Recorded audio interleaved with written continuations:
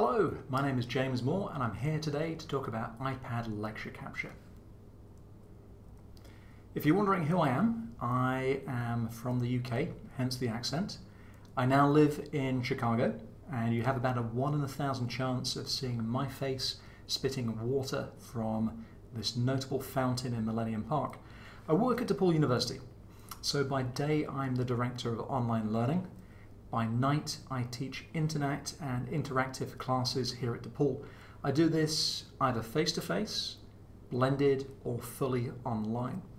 If you have questions after this presentation, you can get in touch with me via the various methods that you see on screen, including social media. So what I'd like to do with this presentation is to address a couple of problems that I think some faculty, teachers, and presenters have. And that is that they want to faithfully capture the classroom experience and then make that available to students. Or they want to pre-record content that's more than just narrated PowerPoint. Why might they be wanting to do this? From my perspective, this falls into 4 areas. The first one is if I think you record the classroom experience, that allows you to teach better. In some cases, it's because you know you're being recorded, so you stand up, you present a little bit better, you make sure that you're working to the best of your ability. But it also could be that you realize that you can flip the classroom. You can pre-record content and then spend class time interacting with students, making sure they know exactly what they need to do, getting them to work on things. I think you can lower cognitive overload for students because they know that the class is being recorded, so they don't have to diligently make accurate notes. They can be in the moment. It also allows for course review. Students may look at something as they prepare for midterms and finals. And then the last case is this covers situations where students are not in class, so they can see your recording.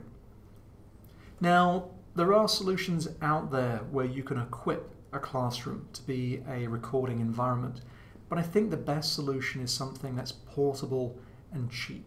This way that you can record in any environment. You can go any place. You don't need to rely upon a technologist to ensure that your recording works.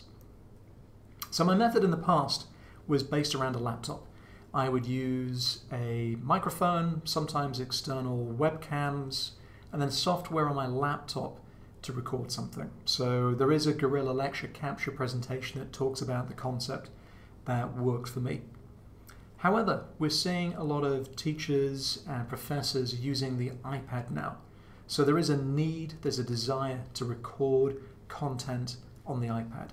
So here I'm going to go through 5 methods fairly quickly and sort of outline what I think are the advantages and disadvantages.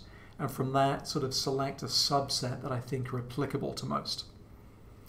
So the first option I looked at was a product called Display Recorder. This is an iOS app which records both audio and the content that's being displayed on the iPad screen. At first glance, this seemed like an ideal solution, but the app is blocked from the Apple App Store and can only be installed by jailbreaking an iPad and purchasing from the Cydia store. So jailbreaking can violate the app warranty. So this is not a practice that I recommend for institutional purchases or for those with a lower degree of comfort with technology. So that's a nope. However, I do think there is a similar product which will be in the App Store from TechSmith at some point. It's not out yet, but there will be a product that does that. It'll be similar to Camtasia. So next I looked at a couple of screencasting apps. The iPad has a plethora of these. And these apps can be used to teach live or to create pre-recorded material. Some of these apps are free, some cost a few dollars. The principal limitations to some of these apps come in 2 areas. The first one is recording outside of the screencasting app is not possible. So this can limit options, particularly where you need the flexibility to bounce between various apps or demonstrate content from a website. The second is some of these apps will export recordings which are available to the students via a third-party website only, rather than being files that you as a presenter or educator can save locally and then choose to distribute via your preferred channel, which might be iTunes U, YouTube, Ooyala, email, Dropbox, whatever. So let's have a quick look at these apps. The first one is Ask3, which is created by the same people who made Camtasia. It's an app that is not worthy of consideration for two reasons. The first one is it pushes you into using their portal. The second is this is an app that's been discontinued. So discontinued the 4th of August 2014. So it's not something that you can use or should use. The next app is Doceri. This is a free app. However, if you pay $4.99, you can have the watermark that you see on the screen in the bottom right-hand corner removed. The app has a wrist guard, so this prevents you from inadvertently writing things on the screen with parts of your hand that are not your finger or the stylus. It exports to Facebook, YouTube, email, and your camera roll.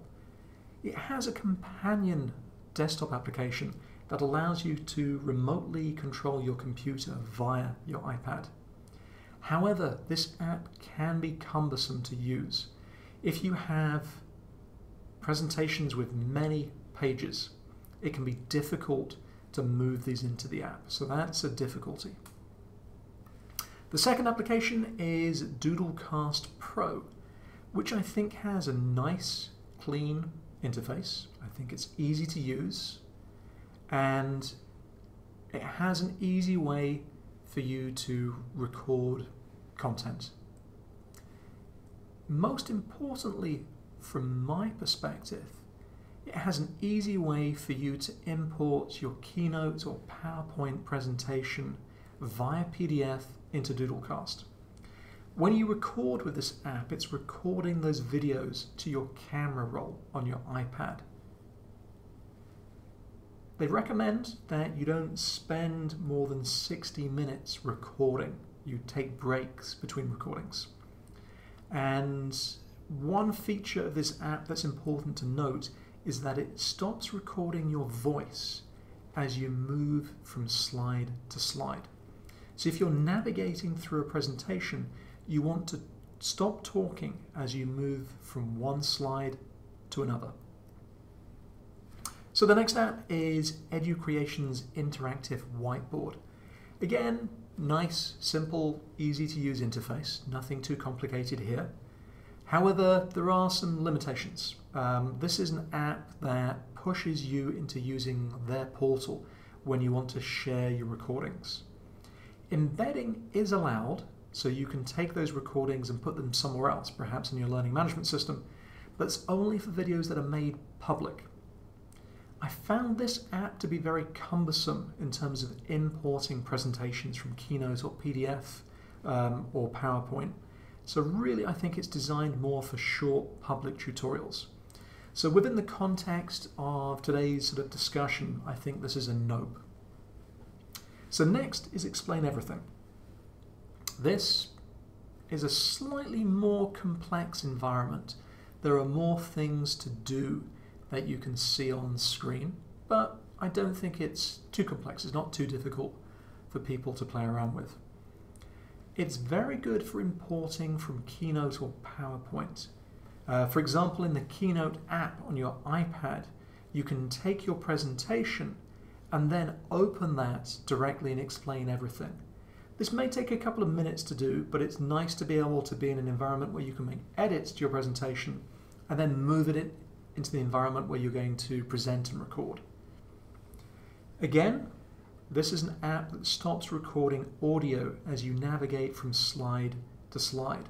However, the salient advantage here is it's possible to go in after you've finished presenting, and you can edit or re-record audio for each individual slide in your presentation. So that can be a useful way of subtly improving the quality of your presentation material. Exporting from this app does take some time, but this is an app that exports locally to your device. Next we have ScreenChomp. This is another app that comes from TechSmith, the people who made Camtasia. This is an experimental program with a very, very simple interface. It really only allows you to present and record information on one slide only. So it's of note, but it's not really an app that you would want to use. So then we have Shomi Interactive Whiteboard. This has a nice clean interface, easy to use. It has the ability for you to export your content to a website rather than the ability to save locally to your device. So I consider that a deficiency.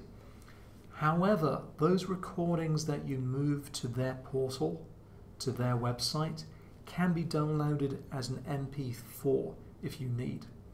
So the recordings that you export are either private, personal on their site, or they're public, available to all. So what I've done is I've narrowed down the list of 7 apps. I've removed the 2 that are definite no's. And here I'm comparing these apps with 3 features that I think are of note to faculty, to teachers, to presenters. So to begin with, Docery is an app that is difficult to import slides into. This, I think, is a limitation. However, the reason why I still think it's worthy of consideration is the recording process does not stop as you move from slide to slide. So if you're somebody who just finds it very difficult to stop talking, this is an app that's worthy of consideration, even if it's cumbersome to import your slides into the environment.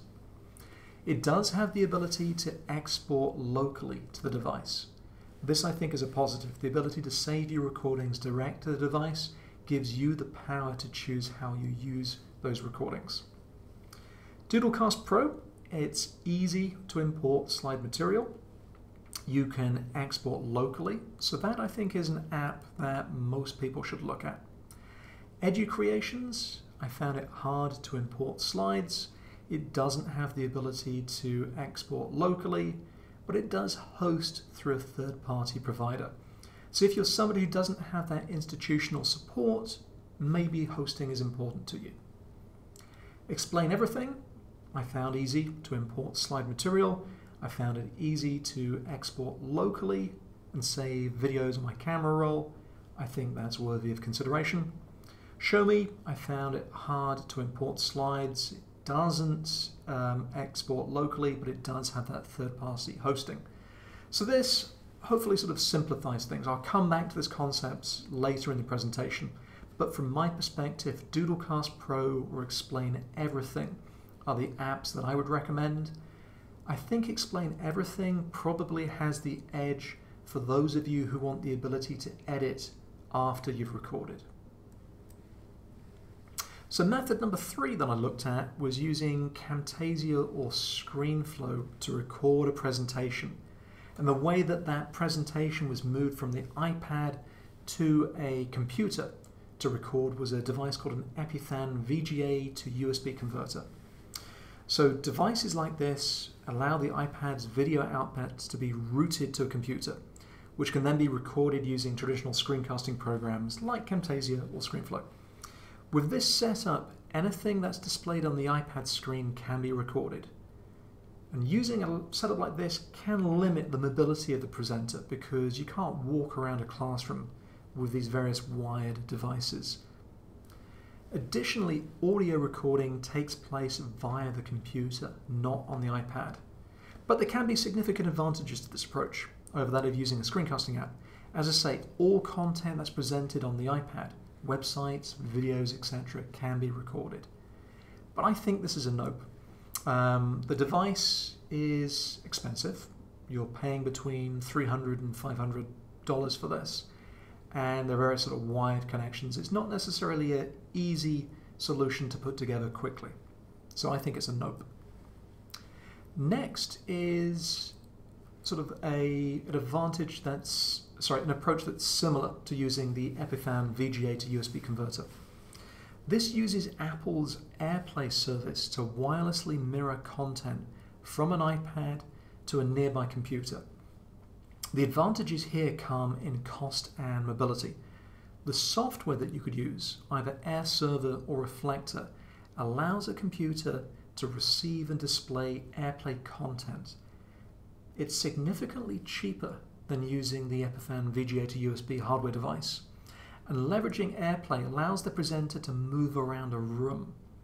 Since Wi-Fi is used to broadcast this iPad display, both the iPad and the receiving computer have to be on the same Wi-Fi network. In areas where Wi-Fi is congested, this might reduce the quality of the broadcast signal and result in artifacts on the visual display.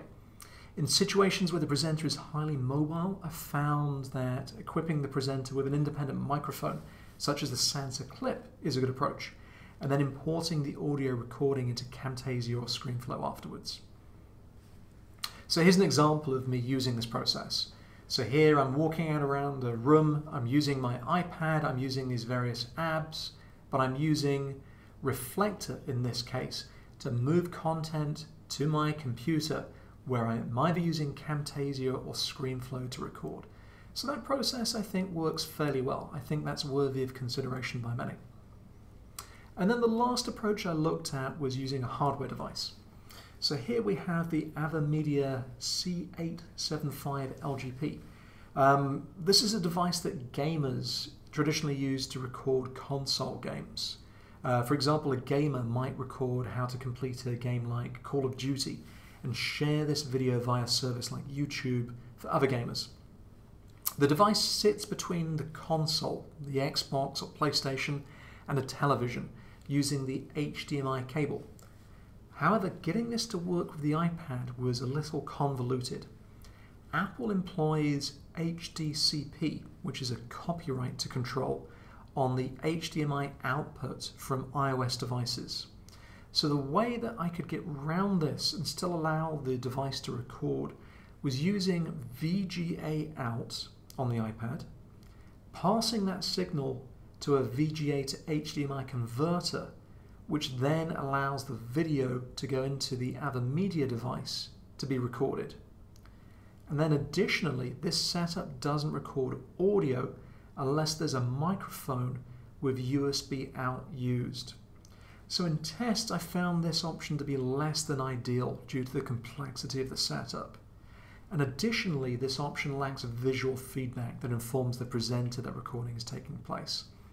So you've got this Heath Robinson-like environment to record using this solid-state device. So this is definitely a nope.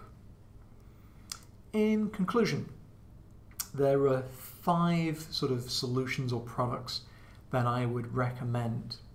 If you're somebody who wants to record the presentation only, you're happy to record whatever you do in the app, then really there are 3 apps you should look at: Docery, Doodlecast, or Explain Everything.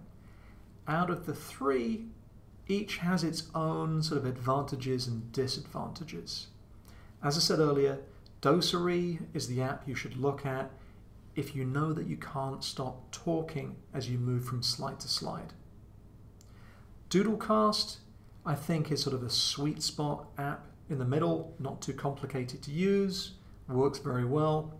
Explain Everything is the app that I use just because it has a little bit more in the way of recording and editing options.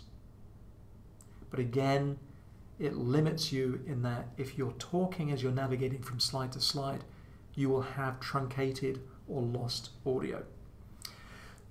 If you want to record anything that you show on the iPad, then really you're using AirServer or Reflector to broadcast your content to a computer. And on that computer, you're using either ScreenFlow or Camtasia to record. Now, when I gave this presentation live, there were a couple of questions. So here I'm going to answer those on screen. One of the questions I had was, What do you do if you want to record live content where somebody's moving around the room? Perhaps somebody is demonstrating dance, demonstrating a musical device, showing things that have a very sort of physical nature.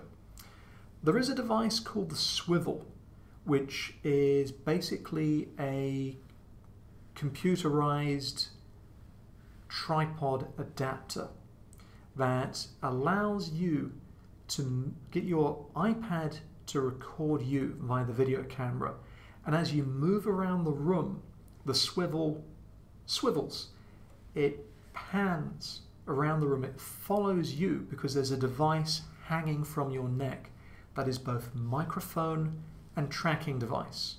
So this is a solution that could work where somebody is demonstrating something that has theatrical nature, where you not only want to record the slides that you're using, but also the environment in which you moved around the room, using non-verbal communication or picking up and demonstrating physical devices in the room. So this is a device that might be worthy of consideration. It costs a little bit. You're probably going to spend between $300 and $400 for the device itself, maybe a little bit more if you need a case or an adapter to mount this to other devices in the room. You're also going to want to use a tripod, and this is something that you're going to want to practice with beforehand. You also have to upload your slides to Swivel before you present. The nice thing is Swivel works a little bit like a teleprompter. So this, I think, is a viable option for some.